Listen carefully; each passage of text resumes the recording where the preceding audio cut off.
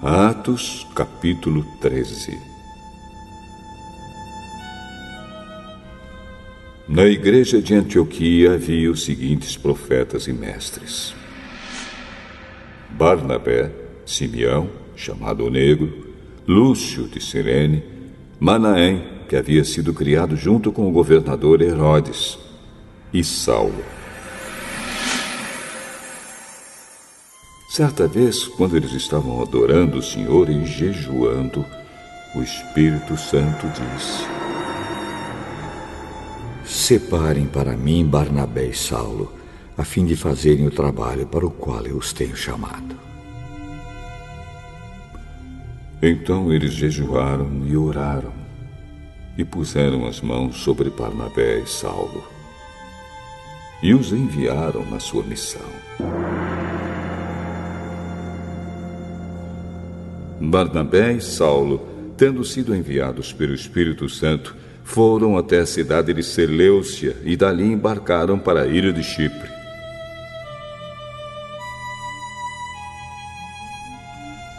Quando chegaram à cidade de Salamina, começaram a anunciar a palavra de Deus nas sinagogas. E eles tinham João Marcos para ajudá-los no trabalho missionário. Eles atravessaram toda a ilha, chegando até a cidade de Pafos. Ali encontraram um judeu que era mágico e falso profeta, chamado Bar-Jesus. Ele era amigo de Sérgio Paulo, o governador da ilha, que era um homem muito inteligente. O governador mandou chamar Barnabé e Saulo, pois queria ouvir a palavra de Deus. Mas o mágico Elimas, este é o nome dele em grego, era contra os apóstolos. Ele não queria que o governador aceitasse a fé cristã. Então Saulo, também conhecido como Paulo, cheio do Espírito Santo, olhou firmemente para Elimas e disse: Filho do diabo, inimigo de tudo que é bom, homem mau e mentiroso, por que é que você não para de torcer o verdadeiro ensinamento do Senhor? Agora escute, o Senhor vai castigar. Você ficará cego e não verá a luz do sol por algum tempo.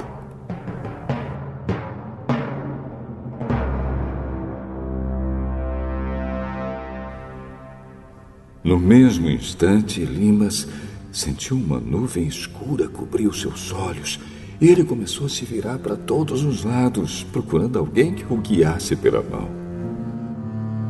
Quando o governador viu isso, creu e ficou muito admirado com os ensinamentos a respeito do Senhor Jesus.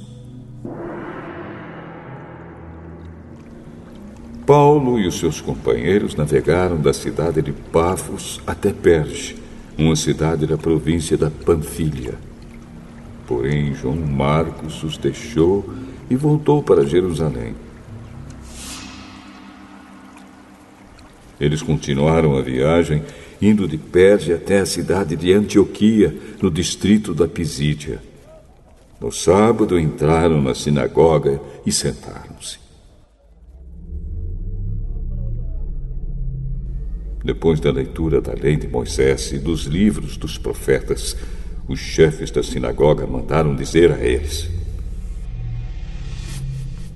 Irmãos, se vocês têm alguma palavra para animar o povo, podem falar agora. Então Paulo se levantou, fez um sinal com a mão, pedindo silêncio, e começou a dizer: Homens de Israel e todos vocês não-judeus que temem a Deus, escutem. O Deus do povo de Israel escolheu os nossos antepassados quando moravam na terra do Egito e fez deles um grande povo. Ele os tirou de lá com grande poder e no deserto aguentou aquela gente durante 40 anos. Ele destruiu 7 povos na terra de Canaã e o povo de Israel se tornou dono das terras deles. Tudo isso levou uns 450 anos. Depois disso, Deus lhes deu juízes até o tempo de Samuel. Quando o povo pediu um rei, ele lhes deu Saul, filho de Quis, da tribo de Benjamim, para ser rei deles durante 40 anos. Depois que tirou Saul, Deus pôs Davi como rei e disse isto a respeito dele: encontrei em Davi, filho de Jessé, o tipo de pessoa que eu quero e que vai fazer tudo o que eu desejo. Um dos descendentes de Davi foi Jesus, a quem Deus pôs como Salvador de Israel, como havia prometido. Antes da vinda de Jesus, João Batista anunciou sua mensagem a todo o povo de Israel, dizendo que eles deviam se arrepender e ser batizados. Mas, quando João estava terminando a sua missão, disse ao povo: quem é que vocês pensam que eu sou? Eu não sou aquele que vocês estão esperando. Mas escutem, ele vem depois de mim. Porém, eu não mereço a honra de tirar as sandálias dos pés dele.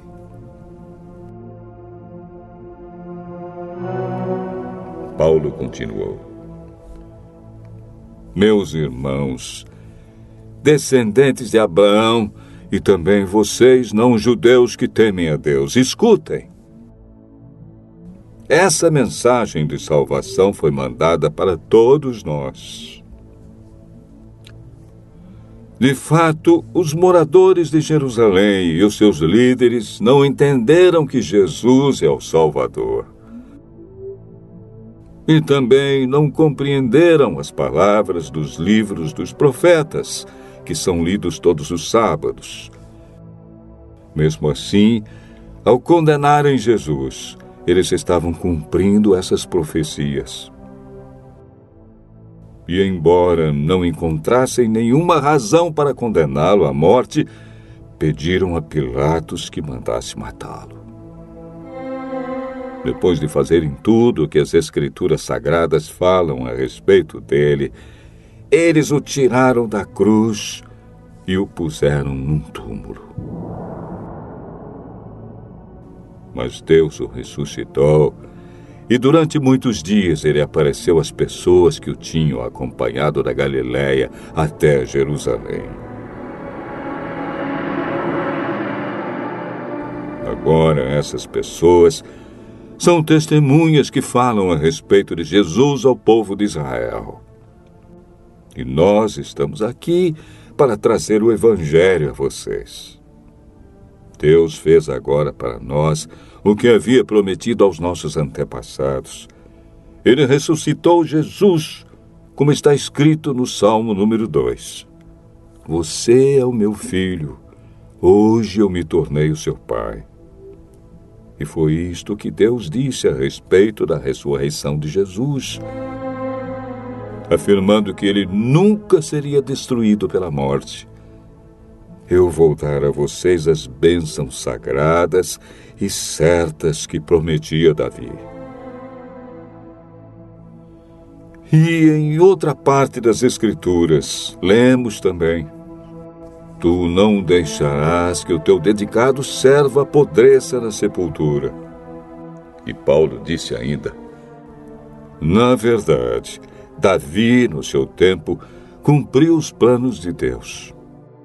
Depois morreu, foi sepultado ao lado dos seus antepassados e apodreceu na sepultura. Mas isso não aconteceu com aquele que Deus ressuscitou.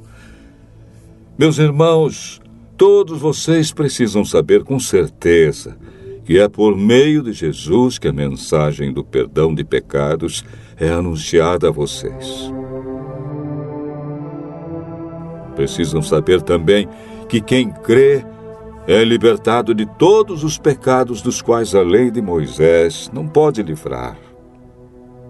Portanto, tenham cuidado para que não aconteça o que os profetas disseram.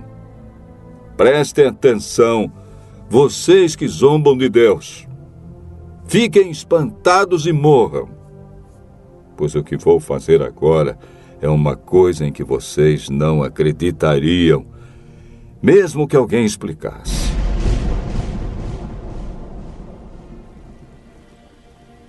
Quando Paulo e Barnabé estavam saindo da reunião, as pessoas pediram com insistência que eles voltassem no sábado seguinte, a fim de falarem sobre o mesmo assunto. Depois da reunião, muitos judeus e outras pessoas convertidas ao judaísmo acompanharam Paulo e Barnabé, que falavam com eles e animavam todos para que continuassem firmes na graça de Deus. No sábado seguinte, quase todos os moradores da cidade foram ouvir a palavra do Senhor. Quando os judeus viram aquela multidão, ficaram com muita inveja. Então começaram a dizer o contrário do que Paulo dizia e o insultaram. Porém, Paulo e Barnabé falaram com mais coragem ainda. Eles disseram: era necessário que a palavra de Deus fosse anunciada primeiro a vocês que são judeus. Mas, como vocês não querem aceitá-la e acham que não merecem receber a vida eterna, então agora nós vamos anunciar a palavra aos não-judeus. Pois esta é a ordem que o Senhor Deus deu a nós, o seu povo. Eu coloquei você como luz para os outros povos, a fim de que você leve a salvação ao mundo inteiro. Quando os não-judeus ouviram isso, ficaram muito alegres e começaram a dizer que a palavra do Senhor era boa. E creram todos os que tinham sido escolhidos para ter a vida eterna. A palavra do Senhor se espalhou por toda aquela região. Mas os judeus atiçaram as mulheres não judias da alta sociedade, convertidas ao judaísmo, e também os homens mais importantes da cidade. E começaram a perseguir Paulo e Barnabé e os expulsaram daquela região. Então os apóstolos sacudiram a poeira das suas sandálias, em sinal de protesto contra eles. E foram para a cidade de Icônio. E os cristãos de Antioquia continuaram muito alegres e cheios do Espírito Santo.